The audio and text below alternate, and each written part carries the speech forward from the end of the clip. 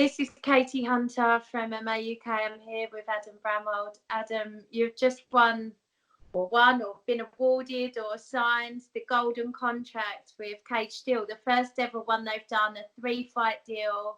That must feel amazing. Yeah, it's something we've sort of discussed over the last couple of months.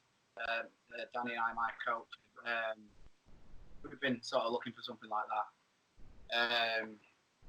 Yeah, it's come at a really good time. We need probably sort of 2 or 3 more wins, good wins, till we're, contacting the big promotions. So Yeah. it's a good to do it. And because Cage Steel's at my home, it's in Doncaster, so it all seems like it's a really good idea. It's good for them as well. I've been with Cage Steel since, I think, their 3rd show they did. I think I thought it was my 2nd amateur fight. So I've been with them ever since then as well. Yeah, it's good for both of us to do. So it's a 3-fight exclusive deal with Cage Steel, is it? Yeah. So there are 3 shows this year I'll be fighting on, yeah. So I'm going to headline the one in March. And then we're going to Sheffield Arena in July.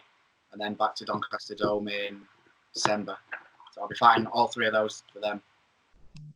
So that must feel like a bit of an honour to be the first one awarded this by them. Yeah, I mean, hopefully it picks up well for them, because I think they're going to sort of doing it as more of a trial with me. Yeah. They wanted someone local that can sort of help promote them at the same time. So hopefully I'm setting it up for someone else, like an amateur or sort of new pro, to do for them as well. So I need to make sure it's rewarding enough for them as well as it is for me. Yeah. And obviously we've seen Jamie Folding, who's fought on the Cage Steel card a couple of times. He's going on to Bellator, fighting in Dublin this month. So there's obviously a clear progression there. Yeah, I mean, Cage Steel have had a lot of fighters that have gone from there and then to the UFC as well, or to, sort of Cage Warriors. Talking like Scott Askham, he fought on their, probably their first card. Scott Askham fought on there. Danny Mitchell fought on there as well. Yeah. And they are a growing promotion still. I think I went to the 2nd one, but I fought on the 3rd one, and I've watched it grow as well. And I think they're a really good show, and the promotion of it and all the production of it as well is really good. Yeah. Need to sort of get out there now and make it bigger. So I think this is a good idea to get a lot of eyes drawn to them from outside of it. A lot of other fighters are going to look at it, and yeah, because when you talk about like, a big contract with a decent figure of money in it, it's going to draw bigger names to it, and they're going to want to fight and increase their sort of overall viewership and that. Well, I know they've got grand plans, and they've already done that show in Sheffield Arena, and they've already kind of established themselves as, I hope they won't mind me saying, but like the next level down from the the really big promotions. There's somewhere in between kind of the local shows and those big shows, and obviously you could be a big part of them propelling themselves forward. I think they obviously do want to make it to the next level. Yeah, definitely, and it's always going to be difficult to, without piling a lot of money into it. It's always going to be difficult to move to that step. So this is a great idea. I don't know if you've ever been to one of the Doncaster shows. They are so good. You get some good fights as well, and just the atmosphere and like I said, the production of it's really good. Like they make it look good as well. You went to the Sheffield one, that was good. Yeah. Just about the Sheffield Arena is the next step up. If they can sort of get to the point where they're getting 10,000 people in Sheffield Arena, that's like the next stage up for them. Because the dome's packed when it's there, but your sort of capacity is like 1,800 people, 2,000 people. They do feel really good, but that is the next stage for them. I think at some parts of the day, at the one at Sheffield Arena, there was more people there than when I went to see ACB there. Yeah, I fought on that one at ACB, and there definitely was, yeah. And which, ACB tried to do that sort of thing in the UK, but it was just a little bit difficult for them to attract, and that's the difficult part of a promotion. Most, unless you're talking like the UFC or Bellator, most people like to support fighters rather than general fans, which which in England there aren't that many just solid fight fans at the moment yet. We're still growing in England. When I went to Sweden a couple of months ago, they were all just fight fans. Like they were like, they cheered everything I did, even though I was fighting a Swedish guy. They were sort of like, as a nation, a lot more into it. So at the moment, it's just about attracting like a British audience that aren't just there to watch one person. Yeah, I mean, because we've all seen, like, by the time the main event comes on, sometimes if it's not a local fighter, then you know it can be empty from all the people who've fought before's fans leaving. Like even when they've done well and they've sold out, which they have sold out a number of times. Yeah.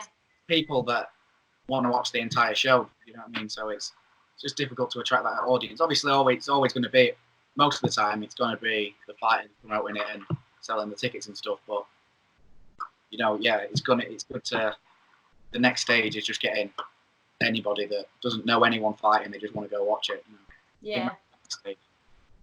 And what was it like for you walking out at Sheffield Arena? Like, that must be, obviously you said you've done it for ACB as well. Like, you've already had that taste of a big show. So do you feel like, you know, you're ready for those really bright lights? Yeah, I mean, the fight I did an ACB in Sheffield was awful. I mean, I lost in the first round, I got submitted, but I fought on their show in Glasgow as well the year before. That was really good. But it was good to be in the arena, like the big lights and that, like you say, but it wasn't packed. You know, it wasn't full. Yeah. The ACB card.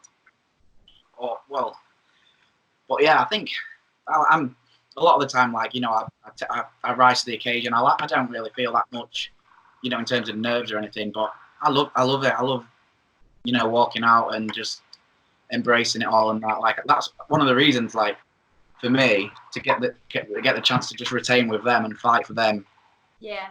Especially on the Doncaster shows, because I absolutely love it there. It's like I said, I live not far from Doncaster, so we get a good crowd and a lot of people know me. Like, even like, because we get a lot of local fighters, they all know me and that, and it's just an atmosphere that's amazing. You know, just it's really good, and that's why I was absolutely happy to sign with Cage Steel and do it like that, because I love fighting the show. And I know Dom. I've known Dom for a long time. I know him personally. You know, we speak a lot outside of fighting and that. And it's good. It's good. I like fighting for him. I like, you know, fighting on his show and promoting his show and doing everything I can for him as well, because he's done a lot for me at the same time. And you know, together. So it's good for us. I think it makes a lot of sense for me to be the person to get this contract and you know, and kind of try and help him get to the next level as well, as well as trying to just push me to the next level as well. Yeah.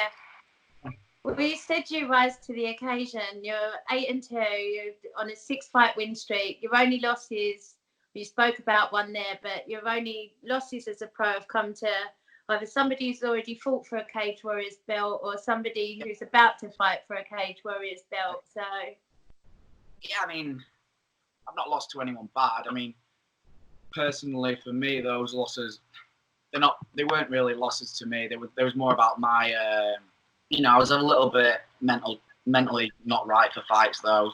Well, right. The Sheffield one, I was absolutely fine for. I felt amazing for that one. I just got a little bit carried away. I got a little bit too excited for that one. Like, it's about finding a balance for me. Like, if I'm not switched on, then I'm vulnerable. But if I'm too switched on, I'm vulnerable. I need to be like that happy medium for me. And I found that over the last 6 fights. I've really found that. Yeah. So, like, you know, I'm just turning it up now. I'm starting to get to that level now where I'm really comfortable with wherever I'm in the fight or anything like that. So yeah, because you didn't actually have that many amateur fights before you turned pro, did you? No, I was 7-2. 3 or 4? No, I was 7-2 as an amateur. Oh, okay. Maybe Well, they're not all on Tapology. No, I don't. We're quite properly up and running then. Well, as efficiently as they are now. Yeah, I had 9 amateur fights, but that was over 3 years, I think. Okay. Yeah, I thought the last amateur fights that was in a tournament made for the Cage title. And I fought twice on the same night, and I fought two really, like one guy was 5-0, and I beat him in the first round of it. And then I fought a guy that's now fighting on Brave, and I lost a decision to him. So it's, so like those levels of fights, I just thought, well, I may as well turn pro now. What's it like to fight twice in one night? And would that be something you're up for doing again? I don't know as a pro, but yeah, if it was right, you know, if it was worth it for me. But I don't know. As an amateur, I didn't mind it, to be honest. I was super fit, and I dieted really hard. I made weight on, like, because we had to weigh in on the day as well. Yeah. I was so small. Like, I dieted right down to, I can't do that now. Was that at bantamweight? I was at bantamweight. I've grown since, so I can't really do that on the day now. But yeah, but I was so fit. Like both my fight went 3 rounds in the first round, and the guy that I fought in the final, he beat a guy in 20 seconds, I think. Yeah. And then we did another 3 rounds with him. So I did 6 rounds that night, 6 3-minute rounds on that night. It was so. How were you feeling the next day? Oh, it was rough. It wasn't even the day. It was like a week. I just felt feeble. I was trying to move, and I was just felt like I needed to stay in bed for a week. But yeah, it was a good experience. And like I said, I fought 2 of the best amateurs in the country at the time. Yeah. Now one of them's a really good pro. He's I speak to him quite a bit. He's fighting in Brave now, and he's really doing well. And he was good at the time, and that he's actually a black belt in jiu-jitsu now as well. Yeah. So I don't mind. For me, a loss is okay if it's against someone good and you've given a good account of yourself, sort of thing. And I thought I'd actually won the fight, to be honest, but it doesn't matter now. But yeah, as a pro, I don't know if I'd be able to do it. You know, it's with the potential for 6 5-minute rounds. That's a lot. Yeah. On the same day weigh-in as well. That's savage. Yeah. Well, as a pro, I don't think we're allowed to weigh in it on the same day anymore. But. No. No.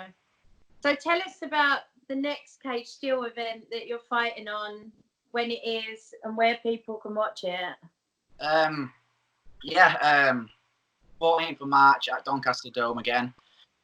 They've not announced the fight yet, so I won't say anything. But it's a good fight. You know, he's got a good record. International guy again. Yeah. So you can't tell us who it is yet. Yeah, I mean, I probably could, but I mean, I don't even know how to say his name, to be honest. But but yeah, he's I can tell you where he's from. He's from Venezuela somehow. But he's fighting in so many. For this fight so far, we've only just locked an opponent down. We started off with a Frenchman. He tore his knee. Then we had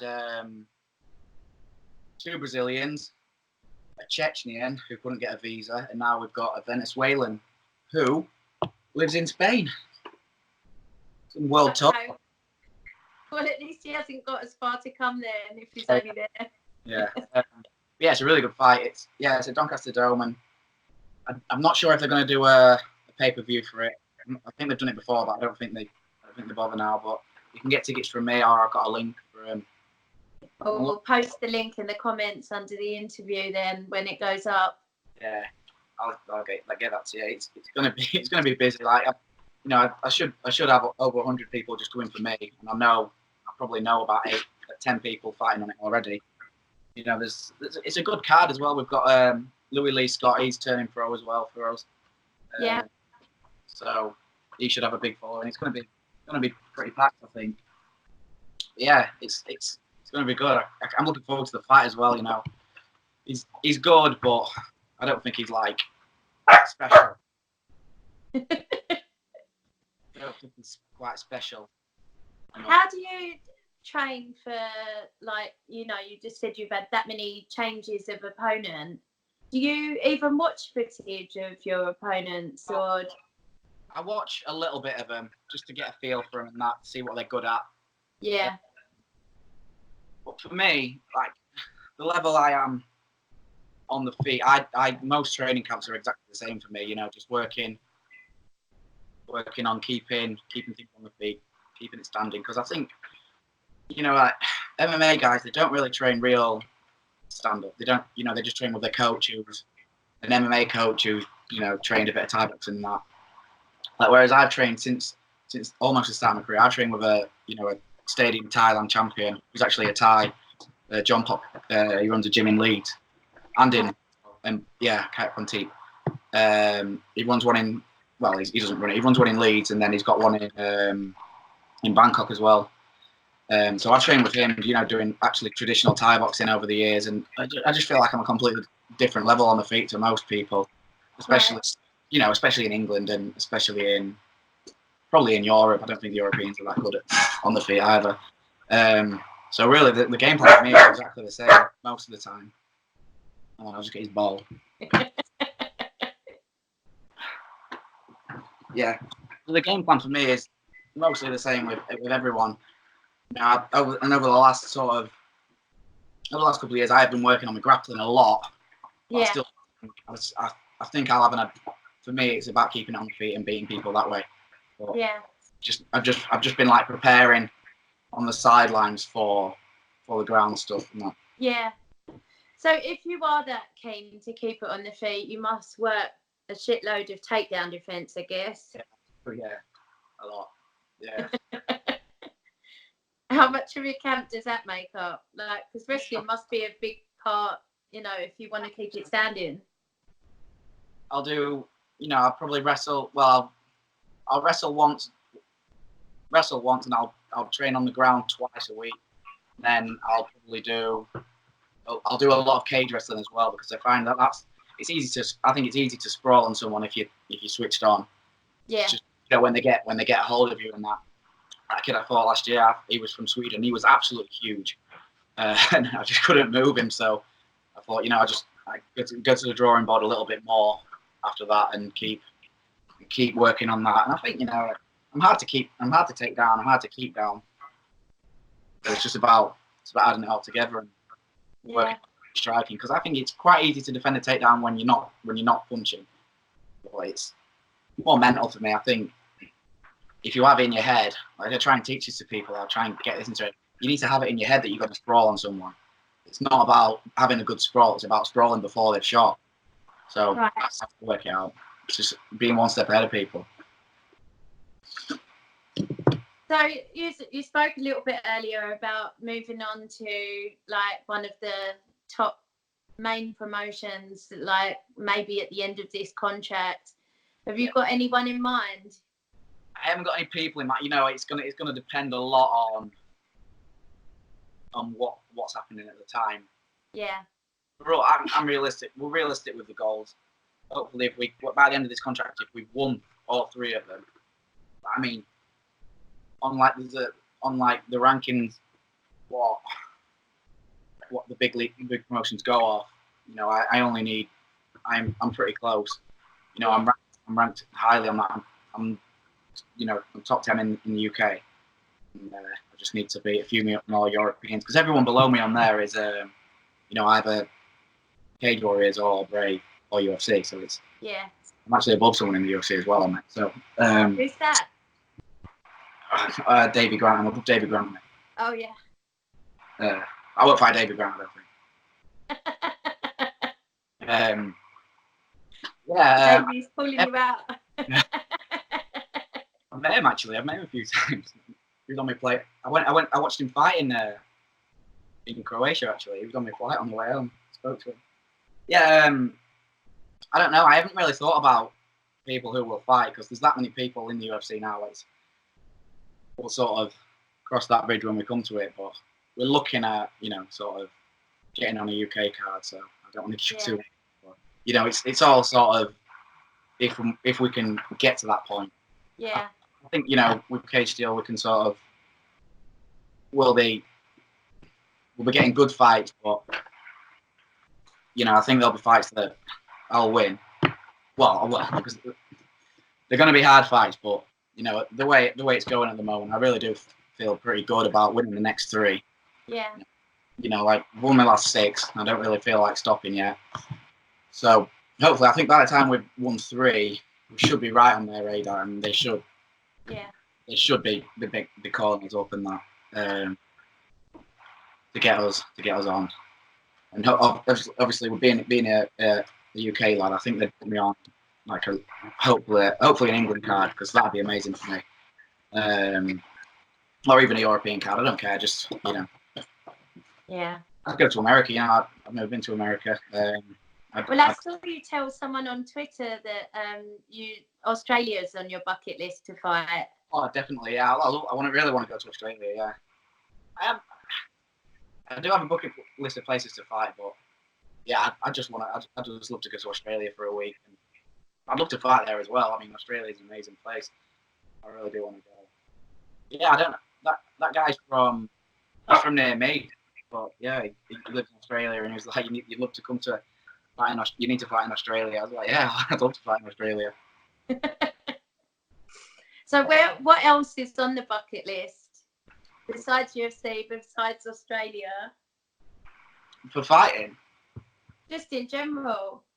Oh, I don't know. So much riding on this. I've got so much, so much going into this. I don't really know. But yeah, Australia, I'd go to Australia without fighting. I do want to visit a lot of places, to be honest. And if fighting takes me there, that's just an absolute bonus. Yeah. So.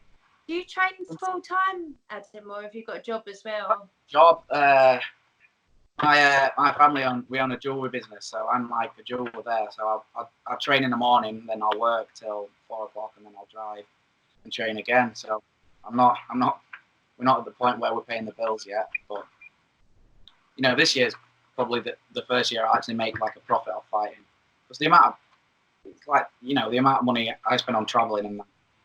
Because I work in Sheffield, I live the other side of Doncaster, and I train in Leeds, so I'll do like a big 150-mile travel in triangle every day. Yeah. So, petrol must be. Yeah, that's it. So, but fighting's an investment, isn't it? Yeah. 24 fights now, and sort of all getting real now. It's all. It's been obviously when you start, the goal is to get as far as you can, but for most people, it's not realistic at all. And to be fair, for me, I didn't feel like it was realistic, until sort of last year. Last year was a really good year. I kind of found my balance with everything, with making sure I felt good when I was training, because a lot of the time I'd be turning up to training and I'd just be there to be there, Now I've kind of found like a balance where I don't feel too, drained. Like every session's making me better rather than just being there, Yeah. Like you don't have to train sort of every day. Well, every morning, every night. If you're not feeling well when you're training, then there's no point really doing it. It's not really helping. So don't bother. You've got to find a balance, And is there anything in particular that changed your mindset or made you kind of switch on to that balance? I don't really know. I mean, just kind of changed it up, because I was feeling like terrible when it gets to Friday, and that's like our main sparring day, and I just didn't want to be there really. So I started sort of just like taking a session off like in the morning here. I wouldn't force it basically, and I just started. I wouldn't deprive myself as well either. I wouldn't starve. I wouldn't, if I wanted to have like a beer on a weekend or something on a Saturday, I'd do it, and I'd just feel like it got to Monday morning, I'd be ready to go, and I'd just feel amazing all week. Yeah. And I just found a really good balance, like with my life and with training and that. That's just, and now I just feel amazing. Like I felt a lot better fighting, like sparring, when I'm training as well. Like just like mentally, I just feel a lot more switched on. And I think that's basically just like a happy fighter, a dangerous fighter. Like that's what I tend to think of it as. Like you don't have to buy into this stereotype of, we eat chicken and rice every day. We go to sleep at 9 o'clock. We train, whatever. Get up at this time and run. It doesn't work like that. You need to be happy to be a better fighter, I think. I always think just the chicken and broccoli alone is enough to make anyone depressed. If people are really eating that for the whole of fight camp. Yeah, and that's it. And people get too obsessed with it. if you want to eat something that's not in your plan, do it. Just, you know, maybe, you know, just make up for the next day. That'd make me feel better. I know I don't want to get up at 4:30 in the morning on a Monday to go boxing if I haven't had a nice bit of food or a beer on a Saturday. You know what I mean? It's just the way it works for me, and I've found that balance, and now I'm training better than ever. Like, even it might be training a little bit less, to be honest, but I'm training a lot better. Like, every session's a lot more worthwhile. Yeah. It would be. Well, I always remember Bisping saying that he felt like he was overtrained for almost all of his fights. Yeah, and you get in there. Yeah, and then he won the belt when he'd been filming a movie and didn't really have a proper fight camp. Yeah. Yeah, and you see it with a lot of people. I mean, like, so Donald Cerrone is someone I like to go off. Or Darren Till, he's good for it. I think Darren Till's a really good example of. You know, I put a post on Instagram about it, and I mentioned those two in it. They you know, they're not purists. Too many fighters try to be purists, and it just makes people unhappy, I think. Unless you're like super motivated and that. I mean, we're all motivated, but I think you fall out of love with the sport too much if you're just not enjoying your fight camps and that. You know, if you're not. Yeah. So, yeah, I mean, Darren Till and Donald Cerrone are good examples because they enjoy their life at the same time. They don't just train and go to sleep and be bored, and like I said, you just fall out of love with it. And I think maybe that happened to me, you know, a couple of years ago. Well, how many MMA retirements do we see? And then it's, you know, like a while later when they're away from it, that everybody comes back. You know, it's a running joke that MMA retirements don't last, but it's almost like people have to rediscover that love for it again and do it because they want to do it. Yeah, because it's such a massive part of your life. You can't just switch it off. I mean, I love having a couple of weeks off after a fight. I mean, I had all of December off. I drank every single day over December. It was great. But by the time you get to, you know, a couple of weeks, you think, right, I need to get back into routine now. Yeah. It's good to like recharge yourself rather than you see people have a fight and then they're in the gym the next day. It's like, have a day off. You know what I mean? Don't do it just because you think people expect you to do it. You know, that works for me. Well, I'm really happy for you that you've found that balance. I'm happy that you're more in love with it than ever. You've got this great contract and the future looks so bright for you. One last time, tell people the date of your fight, and we'll try and drop the link to your tickets in the comments for this interview when it goes up as well. Yeah, so 14th of March, Doncaster Dome. I'm the headline fight for it. It's a good fight, you know. I'm looking forward to it. It's a good test, and I think it'll be some fireworks in it. As always, I'll try and do something pretty cool. Get a good finish. It'd be hard to top the last one. Yeah, well, I know I'm racking up some good highlight reel finishes now. 100%. So just got to keep trying to top them, keep trying to beat them, give some people something to woo about. That's what it's about for me. People to cheer, be like, that's what I like. Rather than winning, I like entertaining more than anything. And that's what I'll try and guarantee every time. There's a really good card on. You can either get tickets directly from me or, there's a ticket link that I'll send you. Yeah, so don't for March. Thank you so much for doing this, Adam. Good luck with camp, and we will see you soon on the 14th of March.